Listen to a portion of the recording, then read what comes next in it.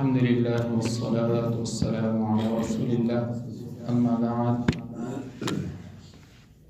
رب اشرح لي صدري ويسر لي أمري واحلل عقدة من لساني يفقهوا قولي رب زدني علما اللهم رب زدني علما روزی قیامت اور خصوصیات نبی محمد صلی اللہ علیہ وسلم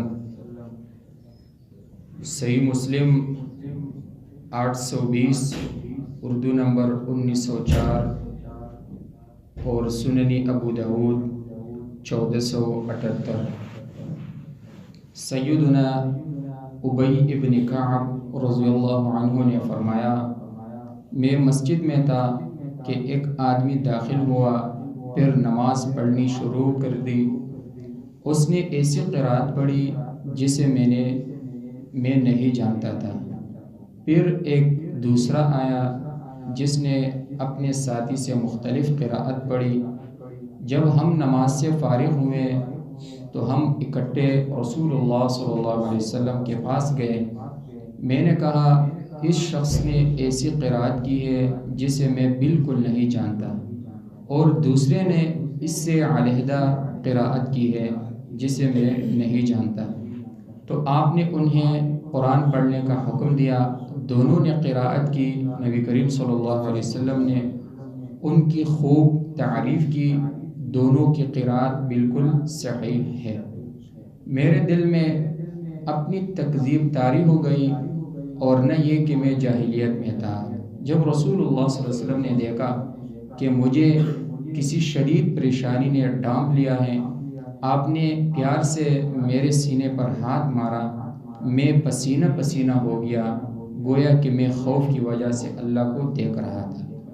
پھر آپ نے مجھے فرمایا، اے ابی ابن کعب رضی اللہ عنہ، مجھ پر وحی کی گئی کہ میں قرآن کو ایک حرف اور لہجہ میں پڑھوں، تو میں نے درخواست کی کہ میری امت پر نرمی کی جائے۔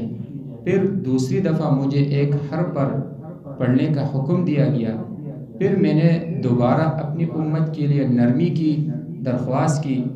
پھر تیسری دفعہ مجھ سے کہا گیا کہ قرآن کو 7 حروف لہجہ اور قراءتوں پر پڑھیں، اور آپ کو ہر درخواست کی وجہ سے ایک سوال کی اجازت ہے، آپ 3 سوال کر سکتے ہیں۔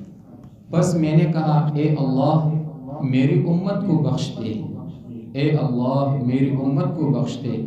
اور تیسرے سوال کو میں نے اس دن کے لیے مؤخر کر دیا ہے جب سب لوگ حتیٰ کہ ابراہیم علیہ السلام بھی میرے پاس آ کر شفاعت کے طلبگار ہوں گے۔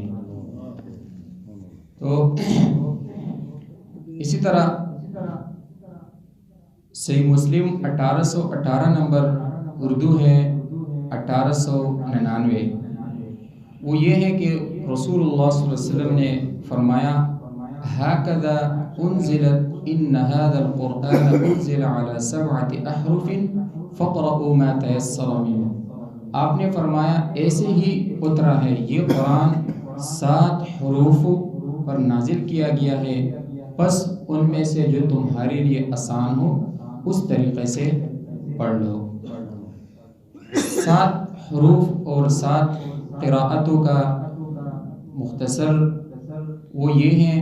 نمبر 1 ہے اسماء کا اختلاف، یعنی افراد، تثنیہ، جمع اور اس طرح تذکیر و تأنیث کا اختلاف ہے۔ افراد یعنی واحد اور تثنیہ، جمع اور تذکیر اور تأنیث کا اختلاف۔ ایک یہ ہے کہ اسماء کا اختلاف۔ نمبر 2 ہے افعال کا اختلاف، یعنی کسی قراءت میں ماضی کا صیغہ ہے، کسی میں مضارع کا اور کسی میں امر کا۔ نمبر 3 ہے وجوہ اعراب کا اختلاف، یعنی مختلف قراءتوں میں اعراب یا حرکات مختلف ہیں۔ الفاظ کی نمبر 4 ہے الفاظ کی کمی اور بیشی کا اختلاف، یعنی ایک قراءت میں کوئی لفظ کم ہے اور دوسری میں زیادہ ہے۔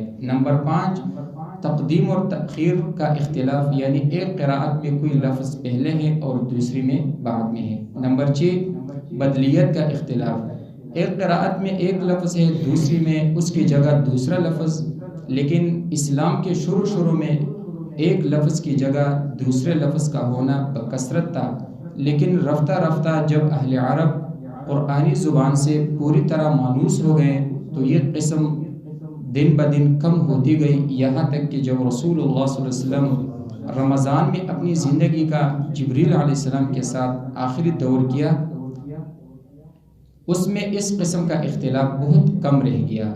اس لیے موجودہ قراءت میں اس قسم کا اختلاف بہت کم ہے، اور ابوبکر صدیق رضی اللہ عنہ کی حدیث میں اس اختلاف کی طرف ہی اشارہ ہے کہ جب معاملہ 7 حروف تک پہنچ گیا تو جبریل علیہ السلام نے کہا ہر ایک شافی اور کافی ہے، تاوقت ہے کہ آپ عذاب کی آیت کو رحمت سے یا رحمت کی آیت کو عذاب سے مخلوط نہ کرے، جیسے آپ کہتے ہیں تعالی، اقبل، حلم، اذهب اور عجل، یعنی ان الفاظ کو ایک دوسرے کی جگہ استعمال کرنا درست ہے۔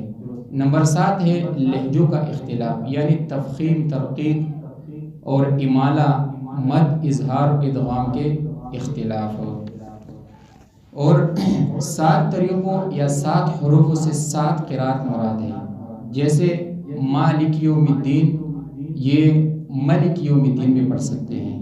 مختلف قراءتیں ہیں، ان سے معانی میں کوئی فرق نہیں پڑتا، اس لیے ان 7 قراءتوں پر قراءت قرآن کریم جائز ہے۔ ہاں مشہور عام قراءتیں وہ ہے جن میں موجودہ قرآن مصحف عثمانی کی شکل میں موجود ہے، اور ملک یوم الدین پڑھنا بھی صحیح احادیث سے ثابت ہے۔ سنن ابو داود 1173 اور اہل مدینہ کی قرآت بھی یہی ہے۔ واللہ تعالی اعلم۔ رب العالمین سے دعا ہے کہ صحیح معنی سمجھنے اور اس پر عمل کرنے کی توفیق عطا فرمائے۔ ھذا من عند